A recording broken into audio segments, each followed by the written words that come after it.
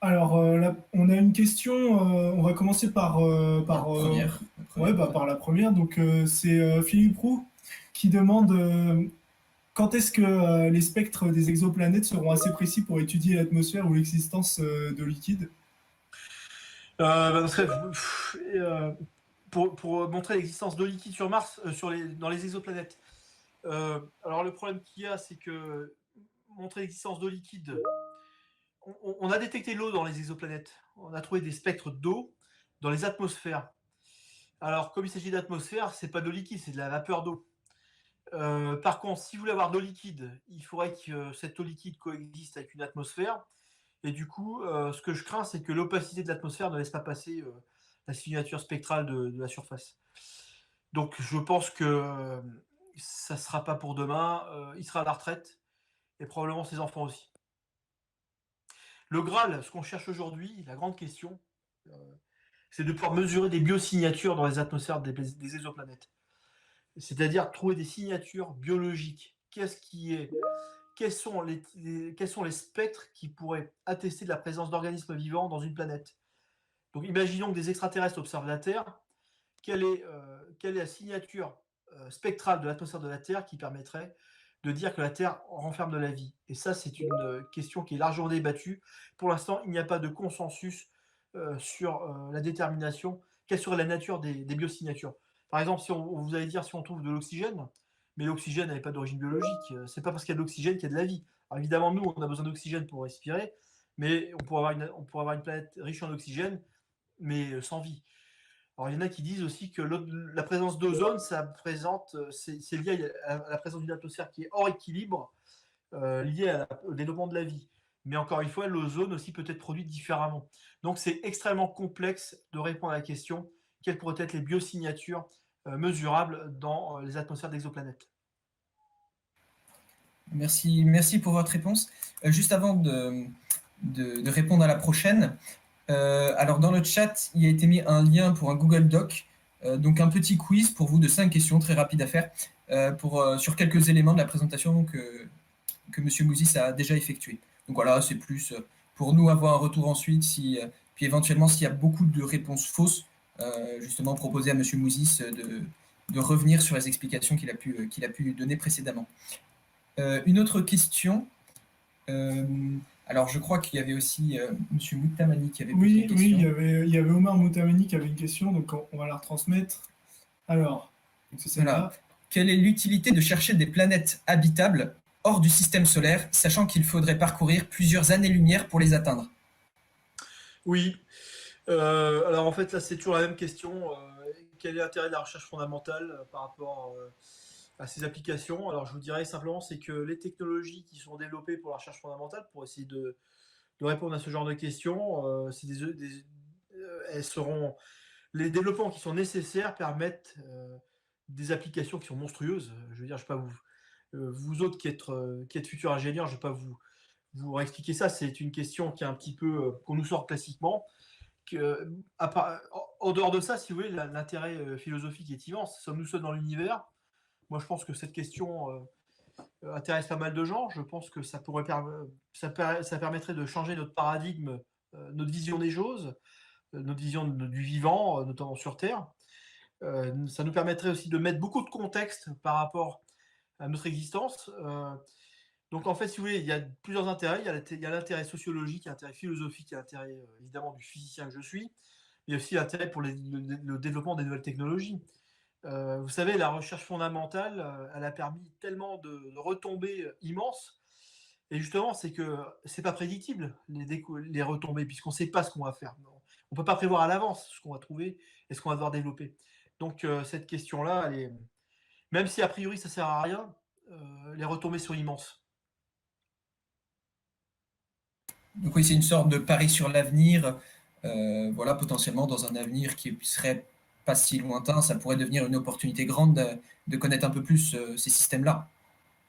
Disons que si vous voulez, il y a aussi une chose, c'est que est-ce que la Terre, par exemple, la manière dont elle existe autour du Soleil, est-ce qu'elle est unique ou pas? Sommes-nous uniques ou sommes-nous simplement dans un... Est-ce que ce que l'on vit, sur quoi on est, est-ce que c'est banal ou pas?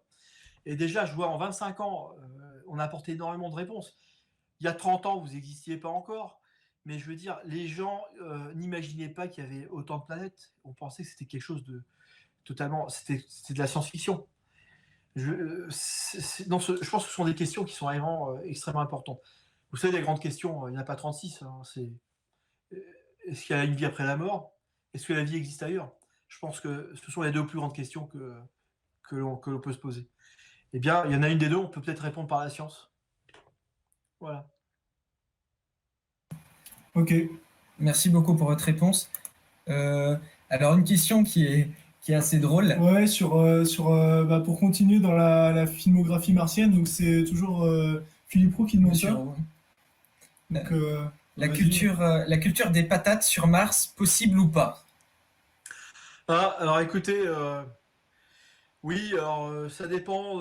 Oui, je vois de quoi à quoi il fait allusion. Philippe, il fait allusion au film Le Martien, où le gars arrive à cultiver ses patates à partir de ses propres excréments. Donc je vous laisse juge. Pourquoi pas? Je ne suis pas biologiste. Après, il faut avoir des excréments assez particuliers, il me semble. Il faut avoir une alimentation équilibrée, sinon, voilà, les patates, bon, voilà, bon, après, ça, je pense que le kilo de patates doit coûter assez cher quand même. Hein. Oui. Voilà. D'accord, merci beaucoup. Alors, donc on avait une autre question aussi. Donc c'est Cabal Martin qui demande si la Terre c'est la seule planète à posséder un champ magnétique. Alors, non, le champ magnétique dans le système solaire, il y en a partout. Vénus, Mercure, comment dirais-je, Jupiter, Saturne, Uranus, Neptune, les principales planètes en ont des champs magnétiques. Et heureusement d'ailleurs pour nous, puisque ça nous protège par rapport au vent solaire et compagnie. Donc c'est quelque chose. On pense que la présence d'un champ magnétique, c'est quelque chose qui est indispensable au développement de la vie. Sans champ magnétique, vous n'avez pas de vie. Mais alors là, vous êtes en train de dire que le champ magnétique des autres planètes, elle nous protège aussi, nous? Non, pas du tout. Ok. De la Terre. D'accord. Ok. C'est un micro-ondes depuis longtemps. Ok, ça marche. Ce qui n'est pas une situation très enviable. Non. Alors, juste une petite précision pour le questionnaire. Donc, je reviens juste sur ce que Guillaume disait tout à l'heure. Le petit lien qu'on vous a donné, c'est un Google Form avec un petit quiz pour voir un peu, pour tester, voilà, pour vous. Pour revoir des éléments qui ont été donnés dans la présentation de M. Mouzis. Ouais, pour voir un peu ce que vous avez retenu, ce qui a été dit. Et donc, on commence à le regarder, on peut commencer à regarder les réponses en vrai. Kylian et Gaëtan, quand c'est bon pour Notre vous, régie. quand c'est bon pour vous, vous pouvez commencer à afficher les réponses pour qu'on commence à discuter rapidement pour voir si on revient sur certains points ou pas. Ok, donc là c'est la première question qu'on voit. Donc donc Olivier Mouzis ne voit pas les réponses malheureusement parce qu'il n'a pas le retour. On va lui décrire. Il n'a pas le retour du stream, mais on va vous faire les questions qui ont été posées. Donc la première question, c'était quel est l'indice principal qui permet de détecter une éventuelle trace de vie? Au choix entre carbone, oxygène, eau et pizza. Donc là, ça a été plutôt bien compris que c'est... En tout cas, c'est principalement l'eau. Nous, c'est ça que vous disiez, en fait, c'est principalement l'eau qu'on utilise. Moi, personnellement, si je trouve une pizza, je me dis quand même qu'il peut y avoir des formes vivantes pas loin. Et même avis, des formes de vie dans la pizza. Mais du coup, des pizzas à la patate de Mars ou pas? Ah ça, oui, la pizza savoyarde. À la recherche de nouvelles saveurs. Du coup, je pense qu'on peut passer à la question suivante pour voir. Qui était plus sur les zones habitables cette fois-ci. Sur la définition de zone habitable. Voilà. Alors, il nous faudrait encore un petit peu. Voilà. Ouais, c'est parfait. Alors, qu'est-ce que la zone habitable d'un système? Au choix. Est-ce que c'est une zone où on trouve des maisons, des habitations? Ou bien est-ce que c'est une région de l'espace où les conditions sont favorables à la vie? Ou est-ce que c'est un terrain dans lequel on a le droit de construire? Ou est-ce que c'est une région dans laquelle l'eau liquide peut exister? Donc là, principalement, on a deux réponses. Et les deux réponses principales, c'est une zone habitable, c'est une région de l'espace où les conditions de vie sont propices où les conditions sont propices à l'existence de la vie, et puis une région habitable, c'est aussi une région dans laquelle l'eau peut exister sous forme liquide. Du coup, est-ce que vous êtes d'accord pour dire que c'est un peu c'est un peu la même chose, ou est-ce que vous n'êtes pas d'accord La première est plus floue, parce que quand vous dites une région de l'espace, ça veut tout dire et rien dire.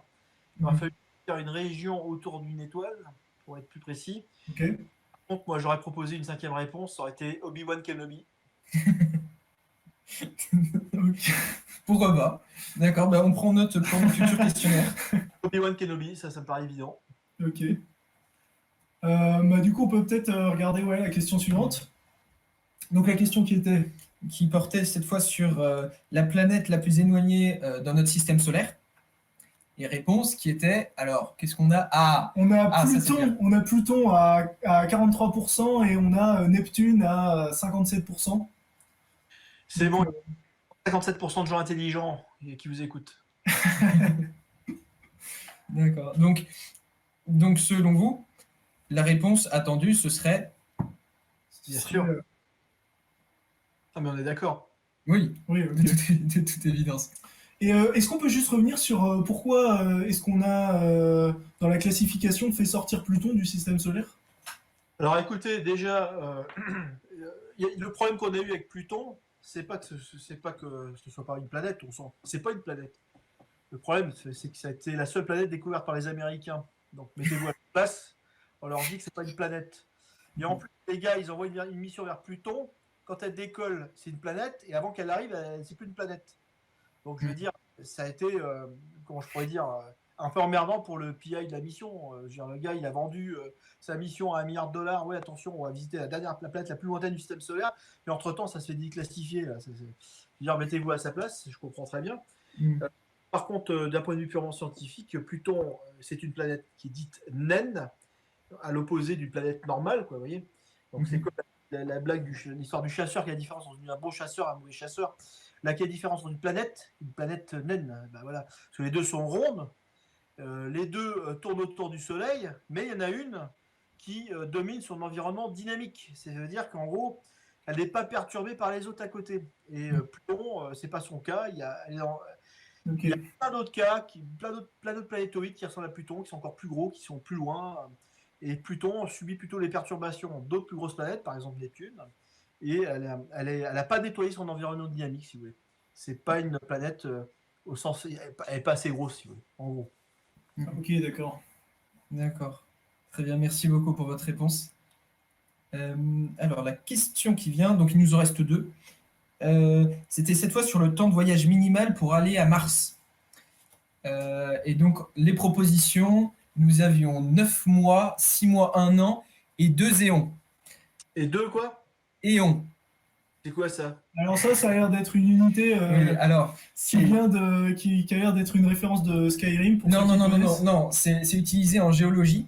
Donc c'est un intervalle de temps, c'est la plus grande subdivision de période. Donc c'est-à-dire pour l'histoire de la Terre. Donc aujourd'hui, en géologie, on définit que l'histoire de la Terre dure 4 éons. Mais du coup, c'est évidemment... C'est gigaon, vous êtes sûr, c'est pas plutôt ça? C'est une unité utilisée en géologie, mais de toute évidence, c'était pas la réponse attendue. Oui, puis même en géologie, j'ai l'impression que c'est pas tellement utilisé. Ouais, mais c'est possible. Donc on a eu 6 mois pour 57% des gens et 9 mois pour 27% des gens. Ouais, je pense que tous ces chiffres sont corrects, ça dépend du scénario de mission. Ouais. C'est ça, le temps minimal, ce qu'on avait noté, c'était ce qui était indiqué dans votre présentation, c'était minimal 6 mois. Voilà. Ça peut être plus long. Ouais, bien sûr. Ok. Suivant l'agencement des astres. Très bien. Et puis pour finir notre dernière question, et puis après je pense qu'on va pouvoir retourner à votre présentation. Ouais. Alors c'était le plus grand relief du système solaire. Donc alors non, c'est pas celle-là. Allez, attends. Il y a une erreur sur la fiche. Vous avez mis les monts d'arrêt. Si, c'est bon. Donc sur le plus grand le plus grand relief du système solaire, donc on avait le mont Everest, la montagne solitaire du destin, le mont Olympe et le Kilimandjaro. Donc on avait juste un doute sur quand vous nous aviez présenté, nous ce qu'on a noté c'est le mont Olympe, mais je crois que c'était pas comme ça que vous Olympus Mons que vous l'avez. C'est latinisé, mais c'est le mont Olympe, oui bien sûr c'est correct. Ouais, ok. Très Et bien. la question que je pourrais vous poser, c'est quoi la plus haute montagne sur Terre? La plus haute montagne. Ouais. Alors, Bah, tout moi, dépend de la définition. j'aurais dit l'Everest. Bah non, c'est faux. Oui, c'est ça, c'est que c'est la définition entre montagne et mont.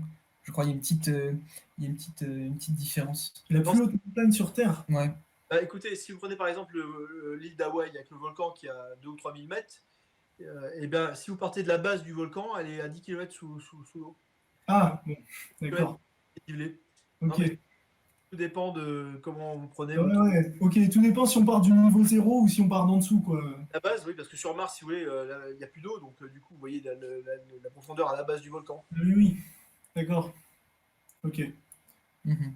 D'accord, donc oui, la distance, on avait noté 21 km Non, de hauteur pour pour le Olympus Mons, mais en fait, bah, ça n'a pas vraiment de sens ce que vous dites, parce qu'il n'y a pas de niveau ouais, zéro. c'est 27 km, il me semble, à Olympus Mons. Ok. Mhm. D'accord, très bien. Eh Alors, ben, si on avait juste une dernière question, c'était sur. Alors, c'était sur. Alors, attendez. Je la retrouve. Euh, comment ça se fait que sur Mars, on arrive encore à avoir des traces visibles d'écoulement de l'eau, alors que on sait que ça fait, enfin, on suppose que ça fait 3 milliards d'années qu'il n'y a plus d'eau, mais il y a encore de l'érosion pourtant. Alors, comment ça se fait qu'on arrive à voir encore les traces? Bon, alors d'abord, l'érosion, vous voyez, sur Mars, c'est comme sur la Lune, il y a toujours de l'érosion aussi, même s'il n'y a pas d'atmosphère. C'est lié au bombardement météoritique, les UV, les rayons cosmiques, etc. Pour ce qui concerne, comment dirais-je, l'eau liquide que vous voyez de temps en temps sur Mars, sachez une chose, c'est que l'eau liquide peut exister dans le sous-sol martien à une certaine profondeur. Donc si vous avez des espèces d'anfractuosité dans laquelle l'eau liquide peut remonter, eh bien, elle peut apparaître à la surface. Et si vous voulez, elle n'est pas dans un état stable, elle est métastable, elle n'est pas à l'équilibre, mais mhm. elle va se dissiper au bout de quelques jours. Donc c'est pour ça. Et en plus, vous avez du sel qui va retarder, je pense, cet effet d'équilibre. Donc c'est tout à fait concevable parce que l'eau peut exister à l'état liquide sous la surface de Mars. D'ailleurs, des mesures faites par Mars Express, il me semble, des mesures radar, ont montré qu'il y avait des étendues d'eau, a priori liquide, sous la surface. Donc vous voyez, c'est pour ça que ça peut expliquer des écoulements sporadiques, comme vous voyez.